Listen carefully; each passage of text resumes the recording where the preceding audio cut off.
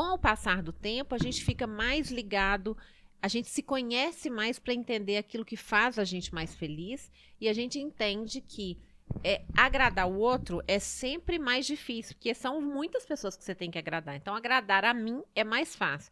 Para isso, eu preciso me conhecer, né? Não é uma coisa rápida, mas a minha história, de uma certa forma, me levou para isso naturalmente, né? E quando você descobre, eu acho que eu aprendi isso muito com a morte do pai do Francisco, a morte do Gui, que era um cara que eu amei muito, muito, muito, foi um amor muito grande na minha vida. Eu entendi assim, eu não posso controlar a vida.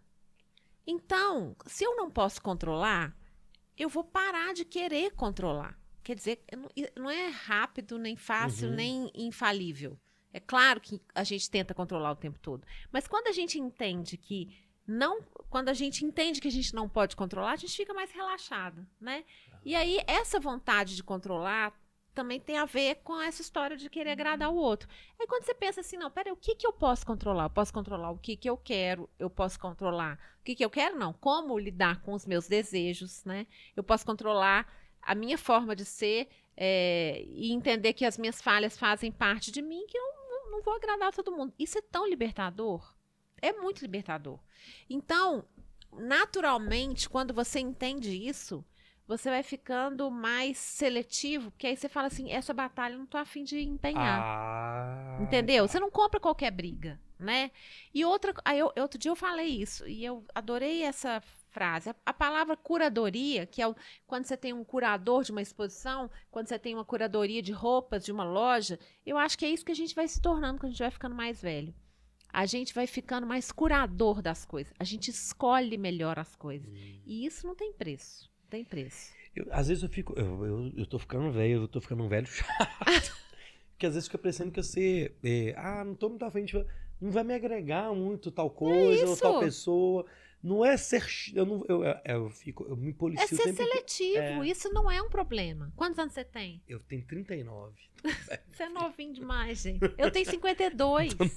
Você tá linda, minha filha. Obrigada. É isso então, né? É isso. Eu acho que envelhecer tem um lado muito interessante, né? Independente da idade que você tenha quando você fala isso. Mas, assim, você tem que olhar. Eu acho que também tem a ver com saber ver sempre o copo mais cheio, o copo cheio, não o copo vazio, né? Porque não é fácil, envelhecer não é fácil, a vida não é fácil, não tem nada fácil, né? Eu vi você falando, eu não sei se foi uma entrevista que eu vi sua, que o ato de envelhecer, você não chega e envelhece. Opa! Envelheci ontem você era jovem, hoje você envelheceu. Não é isso. É com o tempo, é com algumas coisas. Como que você vem lidando com isso? E teve algum momento que você ligou achando assim, gente, eu sou uma cinquentona mesmo, porque eu mesmo não acho que eu tenho 39. Eu tenho algumas coisas assim, a gente não sente, não né? sente. Obviamente que o corpo vai dando um sinal de alguma coisa ou outra, mas não tem essa chave do liga e desliga. Ou fiquei velho de ontem pra hoje, né? Com o tempo.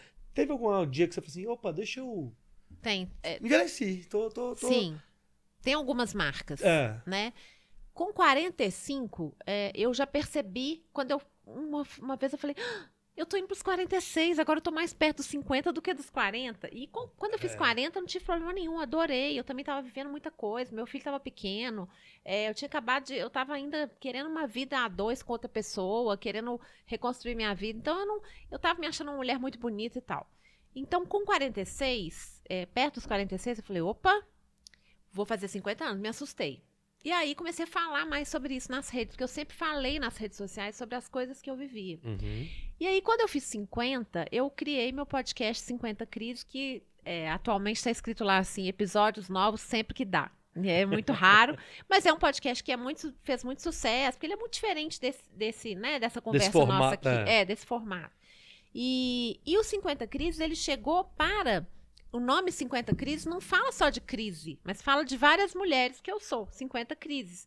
Porque foi quando eu me vi mais múltipla. Então, eu olhei para esses 50 anos como uma potencialidade enorme.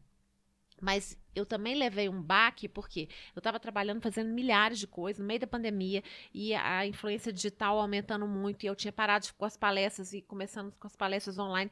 Mas assim, eu faço palestra, eu escrevo crônica, eu tenho um podcast, eu faço conteúdo digital, eu escrevo livros, eu poso de modelo, né? Que eu criei a história do look do dia no Brasil, fui eu que criei isso em 2007 sem saber, né?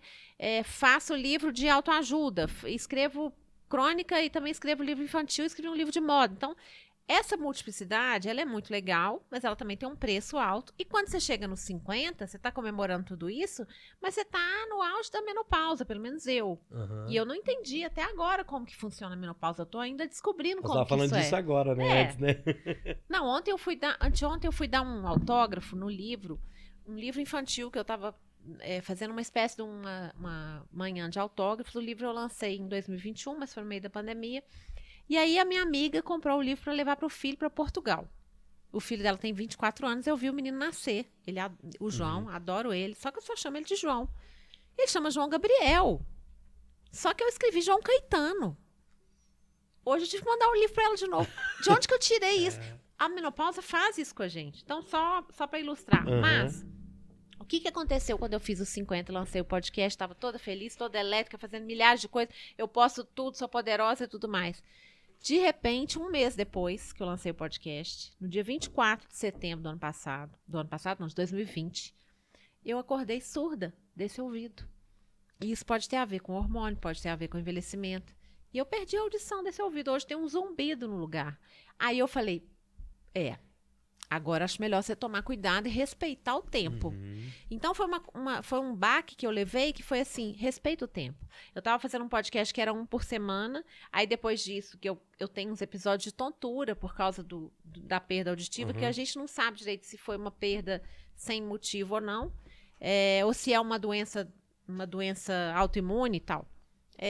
Eu tive que diminuir a frequência do podcast, passei para 15 dias. Hoje está lá escrito, episódios novos sempre que dá. Sempre que dá. Né? E hoje eu faço quando eu tenho patrocínio, que é mais legal de fazer. Inclusive, estou trabalhando em 3 novos episódios com patrocínio. Então, eu acho que você começa a pensar também assim, o que é melhor para mim? Porque você tem que lutar pela sua sobrevivência, não só sobrevivência, você tem que lutar pela sua qualidade de vida. Sim. Eu tenho um filho de 15 anos, eu quero ver muita coisa ainda. Eu quero viver muita coisa, né? Então, eu tenho que ter saúde, grana, conhecimento, né? Que são os 4 capitais de quem envelhece. É o capital social, é o capital de conhecimento, o capital financeiro e o capital da saúde. São capitais importantíssimos para a gente envelhecer bem, né? Quando você tinha, vamos pôr a minha idade, tá? 39 anos, 35, sei lá. Você imaginava a Cris de 52? A gente não pensa nisso, por quê? Eu, por exemplo, não penso o Luiz de 50, e aí? Eu imaginava que a Cris de 52 seria muito parecida com a minha mãe de 50. A minha mãe, aos 50, ela tinha 5 filhos. Ela fez uma plástica no rosto naquela época, né? Hoje em dia você tem muito mais procedimentos estéticos que você não precisa fazer uma plástica mais invasiva tão rápido. Ela queria viver ela queria que os netos chegassem. E a minha mãe conheceu só 2 dos 8 netos que existem hoje, né? Na verdade, ela só conheceu 2 netinhas e são 8 no total. Então, eu imaginava aquela, né? Eu imaginava meio que fim da linha. E hoje eu tenho 52, eu tenho muita coisa para fazer, sabe? Muita coisa. O envelhecimento mudou. Eu não estou dizendo que hoje ele é melhor do que antes, porque acho que não é um juízo de valor. Mas o envelhecimento mudou. O que a gente chama de revolução da longevidade é porque a gente está vivendo mais, a gente está tendo menos filhos.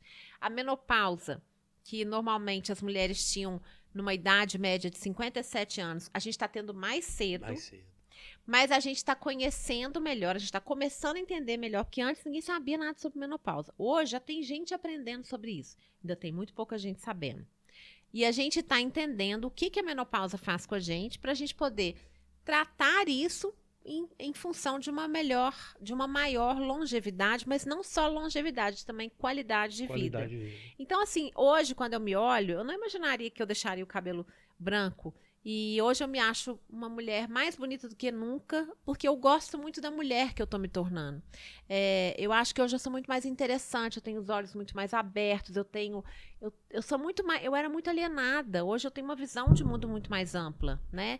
E eu acho que isso tem a ver com a velocidade das coisas, com as coisas às quais a gente tem acesso, né? Essas redes sociais que nos enlouquecem, mas também trazem muitas coisas interessantes. Então, acho que a gente está vivendo um mundo muito novo e que muda numa proporção geométrica, né? Muda numa proporção, porque assim, 10 anos atrás, as mudanças que aconteceram nos últimos 10 anos equivalem às mudanças que aconteceram nos 50 anos anteriores, em termos de tecnologia e tudo mais, né?